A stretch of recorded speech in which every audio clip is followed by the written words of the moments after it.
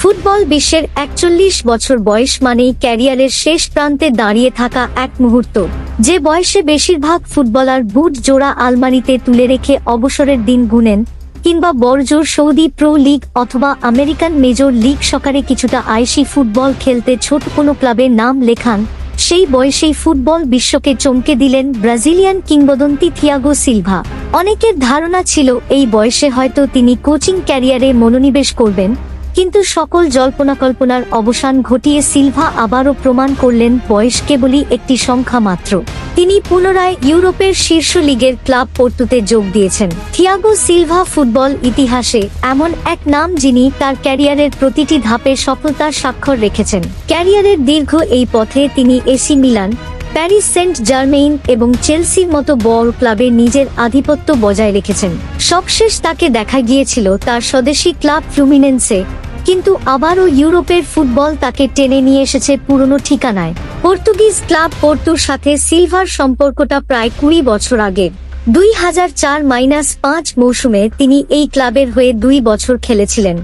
দীর্ঘ ২ দশক পর আবারও সেই পুরনো গ্যালারি আর সেই চিরচেনা মাঠের টানে তিনি ফিরে এসেছেন পর্তুগালে। থিয়াগোর এই শর্ট টাইম চুক্তি কিংবা এই বয়সে পুনরায় পোর্তুতে যোগ দেওয়ার পেছনে সবথেকে বড় ভূমিকা পালন করেছেন পোর্তুর বর্তমান কোচ ফ্রান্সিসকো ফেরারি। এই ইতালিয়ান কোচের ইচ্ছা ছিল তার দলে এমন একজন অভিজ্ঞ সেনানায়ক থাকুক যার থেকে ক্লাবের তরুণ ফুটবলাররা অনেক কিছু শিখতে পারবে।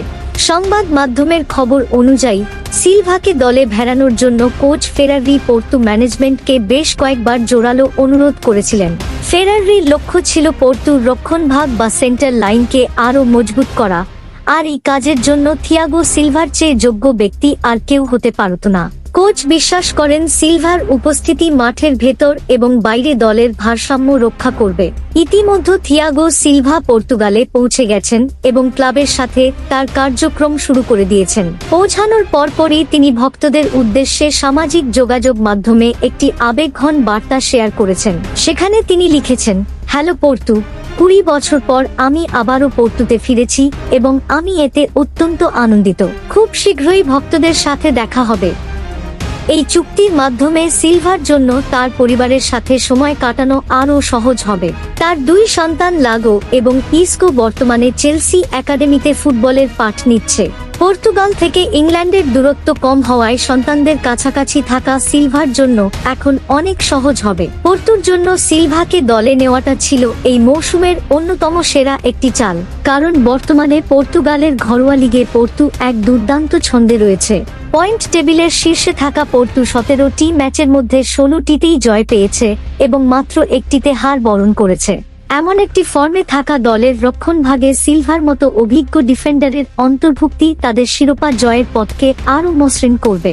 ৪১ বছর বয়সেও ইউরোপের শীর্ষ লিগে খেলার যে চ্যালেঞ্জ সিলভা নিয়েছেন তা বিশ্বের তরুণ ফুটবলারদের জন্য এক বিশাল অনুপ্রেরণা।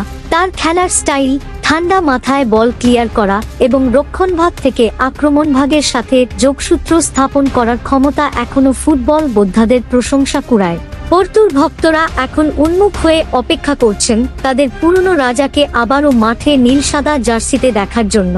কোচ ফ্রান্সিসকো ফেরারির আস্থার প্রতিদান সিলভা কিভাবে দেন এবং ইউরোপের ফুটবলে তার এই দ্বিতীয় ইনিংস কতটা দীর্ঘায়িত হয় সেটাই এখন দেখার বিষয়। তবে এটা নিশ্চিত যে থিয়াগো সিলভা পোর্তুতে যোগ দিয়ে ফুটবল ইতিহাসের পাতায় আরও একটি নতুন অধ্যায় যোগ করলেন, যা আগামী প্রজন্মের কাছে উদাহরণ হয়ে থাকবে যে পরিশ্রম এবং সদিচ্ছা থাকলে যে কোনো বয়সেই শীর্ষ পর্যায়ে লড়াই করা সম্ভব।